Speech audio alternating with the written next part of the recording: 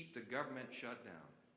And I just want to tell you one of the most outrageous things I've seen since I've been following politics in the mid-'80s when I was a kid in the Reagan era.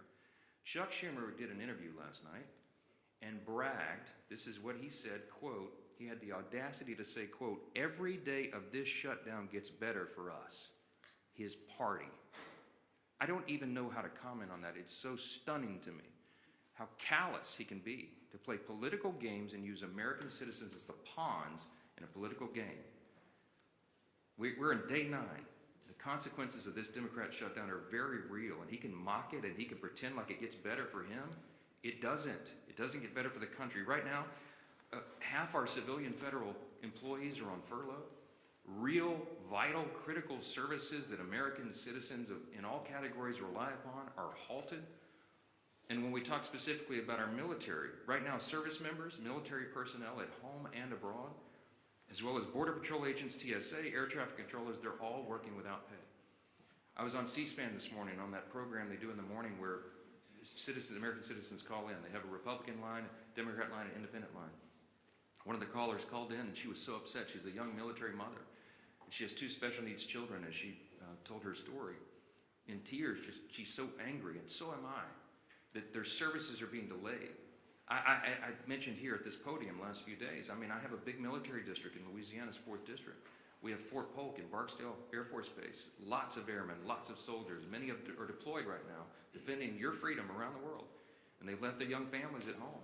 They live paycheck to paycheck, many of these service members. And this is not a game. Chuck Schumer thinks it is. He says, quote, "Every day of the shutdown gets better for us." What the heck is he talking about? All of us on this side, we're kept up at night. This is a sad situation, and we've got to get through it. Almost 3 weeks ago, just by way of quick review, the House did its job. We did the responsible thing. We passed a clean, continuing resolution, no frills, nothing to it, 24 pages, bare minimum, to keep the lights on, so that Republicans and Democrats can do their work, and get together and do this job, to deliberate and negotiate and go through the process that Congress does on everything all the time, to work on all these issues.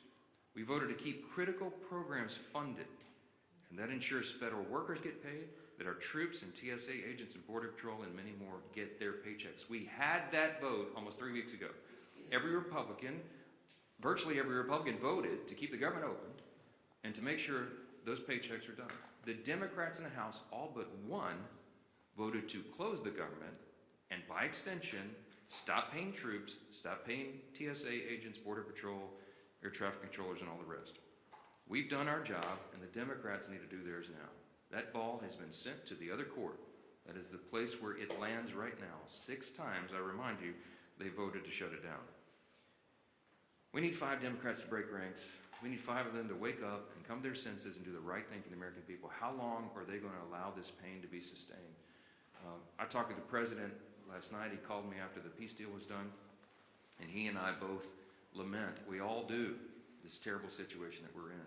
While we're working to do all these positive things for the people and even settle conflicts around the world, the Democrats are playing games. It's political theater to them. They've reduced Americans' pain to a political prop. I'll just say this briefly. I'm going to let the other leaders speak here, but just a few things that you've seen. While we're doing all this work, we're working around the clock to deliver on all these things I've just listed. Democrats are playing games.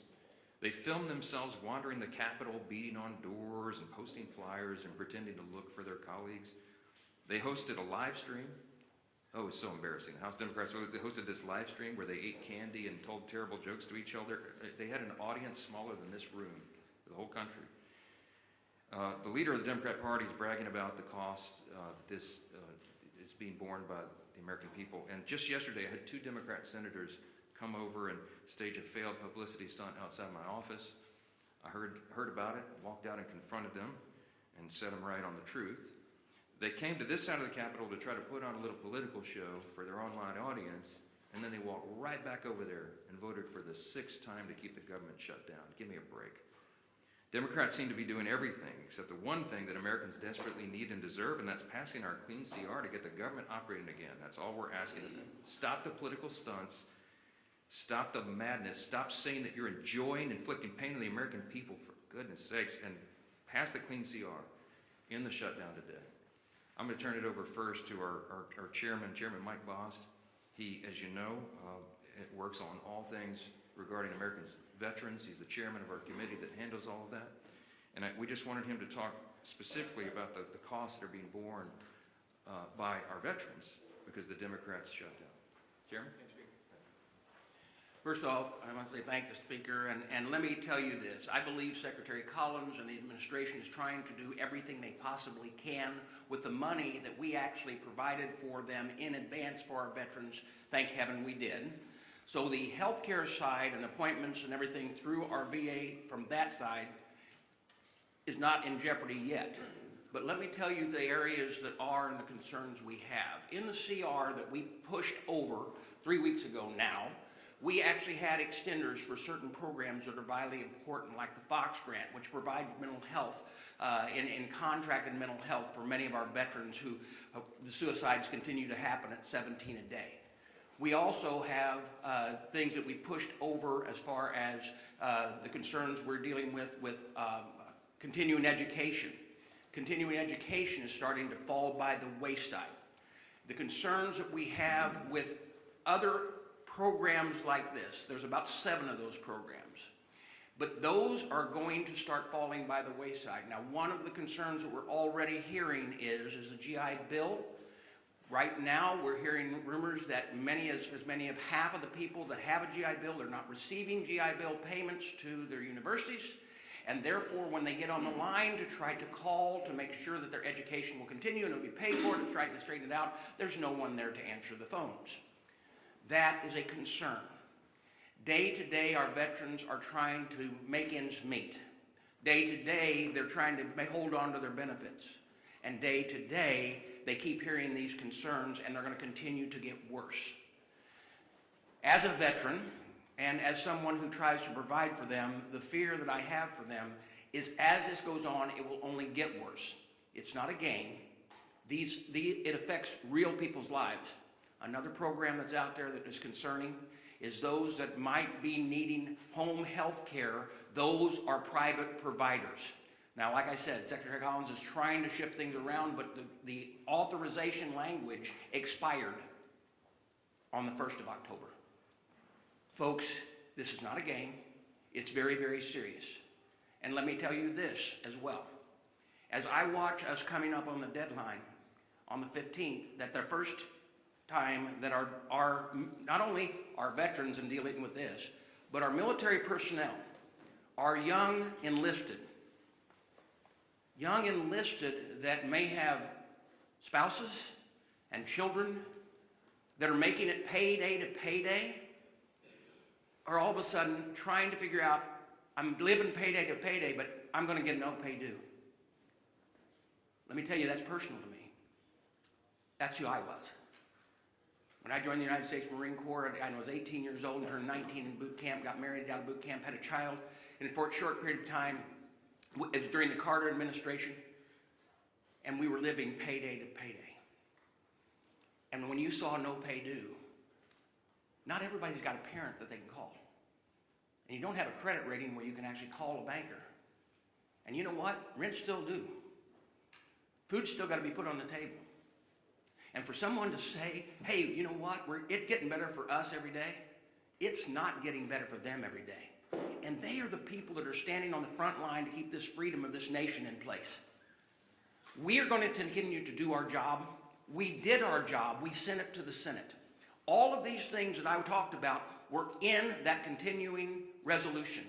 And we made sure from our part at the VA committee that they were. It is time that the Democrats quit playing games with those people who they claim that they're all for, our veterans and those who serve this nation. Thank you. Well, thank you, Mr. Chairman, and it just shows you the real cost of a government shutdown that Chuck Schumer's imposed on the country. We hear over and over these stories, and we're hearing more of them every day now that we're in the 8th day of this shutdown. The pain that is being inflicted on real people. I did a town hall meeting last night with thousands of people on the call, and a number of people talked about the problems they're experiencing, seniors that want to make sure their Social Security checks are going to be delivered. obviously families of military personnel. We know those stories. We hear those stories. And what does Chuck Schumer say? You know, I read you the quote yesterday of a senator just a few days ago who said, quote, "The point of this shutdown is not just suffering for suffering's sake, but to make a point." That was a different senator. And then yesterday, Chuck Schumer, of course, says, quote, "Every day this gets better for us." And so you've got to ask yourself, if you're Chuck Schumer, and a good day for you is defined by how much suffering you can impose on other people, including our men and women in uniform, maybe you need to look in the mirror and check yourself at the door and wonder what it is you're up here trying to accomplish. Is that really why Chuck Schumer ran for office? To inflict pain on other people so that he can have a good day, a better day for himself. When that is your measuring stick for a good day, is how much pain you're inflicting on other American families, you have lost your way. And yet they vote over and over again to keep the government shut down. While trying to talk about other issues, we can be talking about those other issues without inflicting pain on people. We can be debating our differences, as President Trump said he wants to do, by opening the government back up again. And by the way, once we get the government back open again, if Democrats ever come to their senses, we still have a lot of differences to resolve. Those differences don't just get resolved tomorrow. November 21st gets closer every single day too. And then they're going to try to hold the American people hostage again on that deadline for some other unrelated issue so that they can inflict more pain on the American people. But don't worry, Chuck Schumer will be having a good day if that pain's going to be inflicted on others. Thank goodness we have a president in the Oval Office who continues to stay focused on the job he was elected to do by the American people. And Speaker Johnson just pointed out how critically important that job President Trump is doing. You know, as we mark the 2-year anniversary of the horrible Hamas attacks on Israel, President Trump is brokering a release of all the remaining hostages so that those families can finally get closure. Hopefully, some are still alive. We know, sadly, some are not. But those families want to have that resolved. They want to see their loved ones come home. And President Trump has worked tirelessly. He said he would work tirelessly. And he continues to deliver for the American people. He continues to lead on the world stage and stand up to the bullies around the world. He continues to fight for American families who are counting on him. And then you look at what he has to fight against. He's got to fight against governors who are going to court to block the president from keeping the citizens of those states safe. You're in Chicago, Illinois. You don't care about the party affiliation of a criminal. You just want to be safe in your community, and today you're not. And President Trump is trying to make you safe. You would think your governor for one day would put aside those petty differences and say, well, gee whiz, Mr. President, finally we agree on something. But no, the Democrat Party has made a decision. Every day they wake up and they just want to fight Donald Trump. It doesn't matter what it is he wants to do. He wants to keep communities safe. They're going to fight him on it. He wants to keep the government open. They're going to fight him on it. President Trump wants to make sure our troops are paid. Chuck Schumer wants to fight him on it and talk about how good of a day it is for Chuck Schumer. When that happens, their party has lost their way. And it's not too late to come back. And so there will be other votes. Hopefully, we get 5 more Democrat senators that come to their senses and stop inflicting this pain on the American people. It's causing real harm on families. And hopefully, they stop worrying about what that measuring stick is that says they have a good day only when the American people are having a bad day. Stop inflicting pain on the American people, Chuck Schumer, and open the government up. End this madness. Our whip, time out.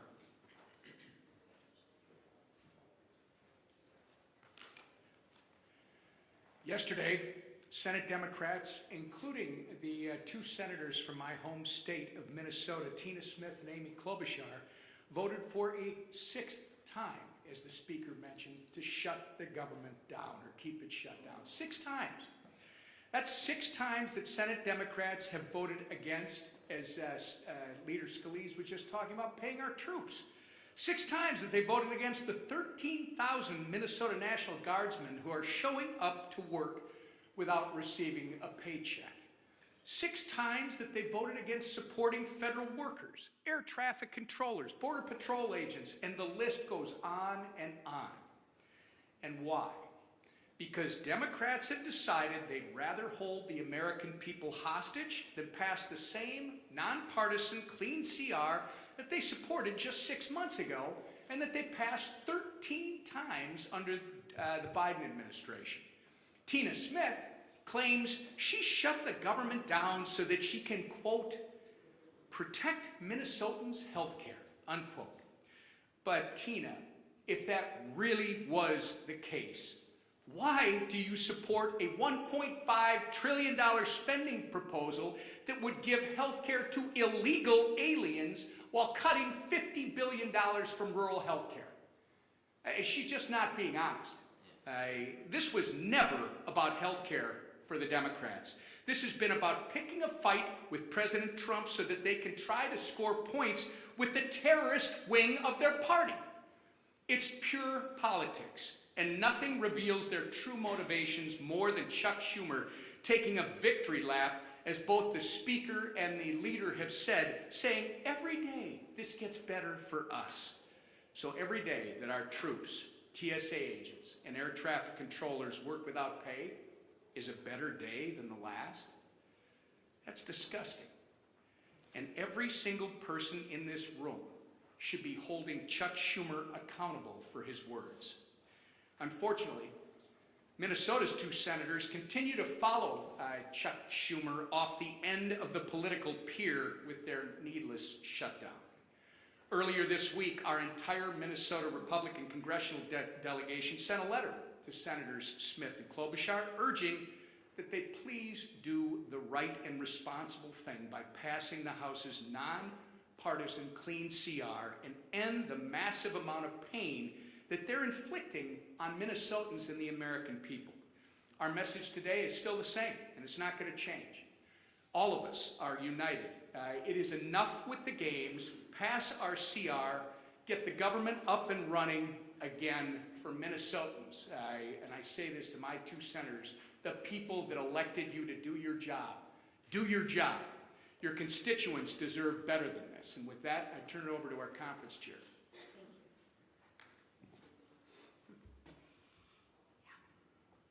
It's interesting. I often want to ask Chuck Schumer, who is us? Because it's definitely not the American people, right?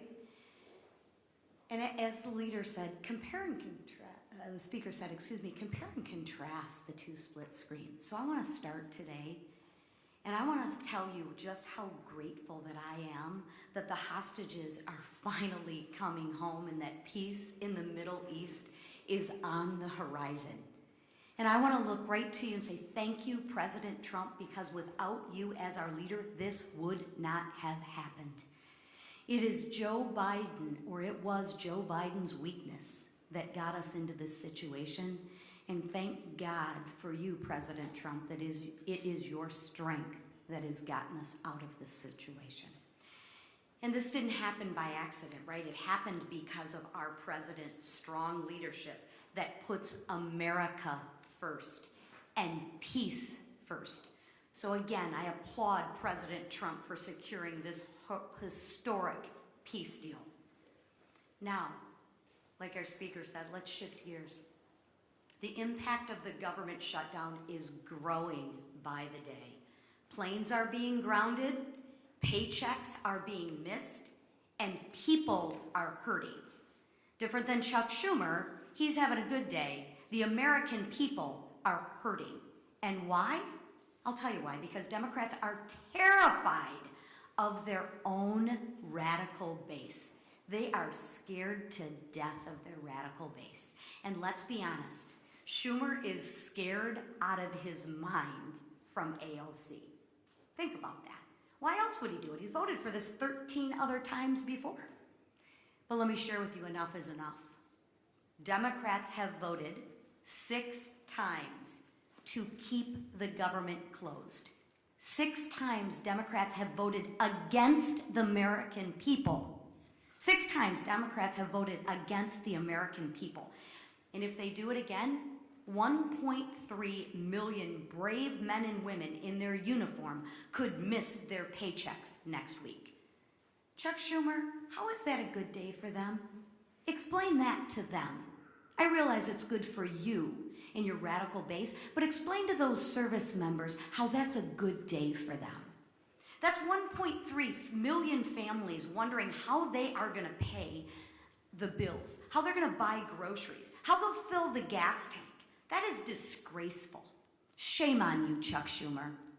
Our troops aren't bargaining chips. They are heroes. And let's treat them like they deserve to be treated. So when the Democrats vote again, I ask that they think of the military families who rely on the October 15th paycheck as their only source of income. And explain to them, Chuck Schumer, how that's a good day for them. I ask that they think of the servicemen and women living paycheck to paycheck. I ask that they think of them, not of the radical base that they're trying to appease. Let's put our troops before politics. Pass the clean House bill. Open up the government and pay our troops. Thank you. Wait, yes, go ahead. I understand this is a tenuous situation, this shutdown. Both parties think that they have the right goal and they're trying to strategize their way there. But why not put politics aside and shutdown strategizing aside to pass a standalone bill to pay the military? You mentioned that military mom that was on C-SPAN this morning. Do you ever think that this is lives and not politics, and the shutdown posturing can be put aside for the troops? I'm so glad you asked the question. We're not pursuing a political strategy. The CR is clean. It doesn't have any Republican priorities on it at all. In fact, we're extending Biden-era policies and spending. It's exactly what Chuck Schumer gave you impassioned speeches on as recently as March of this year, that must be done, that you don't play games with people's lives. They're the ones playing politics, not us. I've explained this, and I'll say it again. If there was something that we could peel off of the CR, if I could take a Republican priority or policy or trick or gimmick off the CR and make it more palatable for the Democrats in the Senate to vote for, I would have already done so. But I didn't send any of that on. We sent a totally clean document over there because we're operating in good faith. What's our goal, our strategy? To keep the lights on for the people of this country so that we can have their Congress working to resolve all these issues. They're trying to make this about health care. It's not. It's about keeping Congress operating so we can get to health care. We always were going to. They're lying to you, okay? The health care issues were always going to be something discussed and deliberated and contemplated and debated in October, November. It always was. Everybody in the building knows that. It's going on right now. There are conversations that have been going on for months leading up to this. They're lying to you. They're playing political games. They're trying to pretend that a December 31 policy issue has something to do with the fiscal cliff that we faced on September 30th with a shutdown. And they're doing that out of desperation. Why? Because their policies are so unpopular. The Democrat Party is in free fall. They have no leader. They have no policy that they can present to the people. Their platform was reputed in the last election. President Trump won every swing state in the popular vote. The House Republicans had the highest popular vote in the history that's ever been recorded. Why? Because the American people rejected the woke progressive nonsense that they're all still clung to. So they don't have anything. I mentioned yesterday, they just had a poll. The Democrat Party has the lowest approval rating of any time since polling began. So what do? They're desperate. There's a rising Marxist wing in the Democrat Party. They're about to elect a mayor of New York City. Chuck Schumer's from New York. He sees a rising Marxist challenge to himself. And there's one thing that Chuck Schumer cares about more than anything else, and that is his Senate seat. The guy's been in Congress for 44 years. He doesn't know how to live life outside this building, and so he will do anything to make sure that he keeps that seat. He thinks the AOC is going to challenge him or some other Marxist. I'm just telling you the plain truth, and I take no pleasure in this. I'm trying to muster every ounce of Christian charity that I can, but this is outrageous. He's playing games with the American people. Real people are being hurt. Veterans and troops and everybody, people that rely on these services. God bless America. Do the right thing and open the government. Yes. Yeah. If the goal is to keep the lights on and to protect these veterans and military and service members who are being hurt, why not put a standalone military pay bill on the table? We have already voted to pay the troops. We did it 3 weeks ago. We put that bill on the floor, and the Republicans voted to pay the troops, TSA agents, Border Patrol, Air Traffic Patrol, and everybody else. The Democrats voted no. Go pull the records. 3 weeks ago, we had the vote. Only one Democrat voted with us to pay the troops. We've done it. The House has done its job. The reason the House isn't here in regular session is because they turned the lights off. We passed the bill, pay the troops, pay all these essential workers, provide services to the American people. We sent it over there clean. It's 24 pages. It's a bare bones document. It has no Republican priorities on it at all. It's exactly what they voted for before. And they decided to turn this into a political stunt. So coming back here and doing it and having a duplicative vote to do the same thing we already did would accomplish nothing. Because Chuck Schumer's going to stop it in the Senate. They're playing games. He's enjoying it. He told you in his own words, every day of the shutdown gets better for us. Golly, it's despicable. Last question.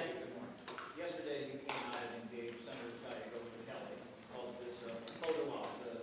Publicity stunt. You called this a publicity stunt. Yesterday, Mr. Lawler went down and confronted Mr. Jeffries afterwards. I guess my question was, you as the speaker, considering how the tensions are rising in the building, if you had the House here, everybody here, there would be fights in the hallways. Are you concerned, and is it incumbent upon you as the speaker to try to lower this temperature? When we see what happened outside your office yesterday, you engaged with the senators, Mr. Lawler coming downstairs and engaging with Mr. Jeffries, who, he really gave it back to them. But I've not seen that type of confrontation in this building in my 30+ years. I haven't either, Chad, and it concerns me. I've been here longer than you. I know you have. Look, since I got here, January 2017, I've been working on restoring civility to the institution. The first thing I ever did in Congress was draft the commitments to civility. I was proud that 52 out of 53 members of my freshman class, as I remember, signed on to that. Republicans and Democrats. Treat one another with dignity and respect. Let's have policy disputes, but not make it personal. This gets personal. Emotions are high. People are upset. I'm upset. I'm a very patient man, but I am very angry right now because this is dangerous stuff. And so, is it better for them probably being physically separated right now? Yeah, it probably is, frankly. I wish that weren't the case. But we do have to turn the volume down. The best way to turn the volume down is to turn the lights back on and get the government open for the people. Do the right thing. We need 5 Senate Democrats. Remember, it's math. We have to have 60 votes in the Senate to do this. Every Republican in the building is voting to open the government. The president wants to open the government. We need a few more Democrats because we only have 53 Republicans in the Senate. We got to have a handful of Democrats to join and do the right thing, and I hope they will. We'll keep you posted, wait for developments, and let's pray this in soon. Thank you. Is the House in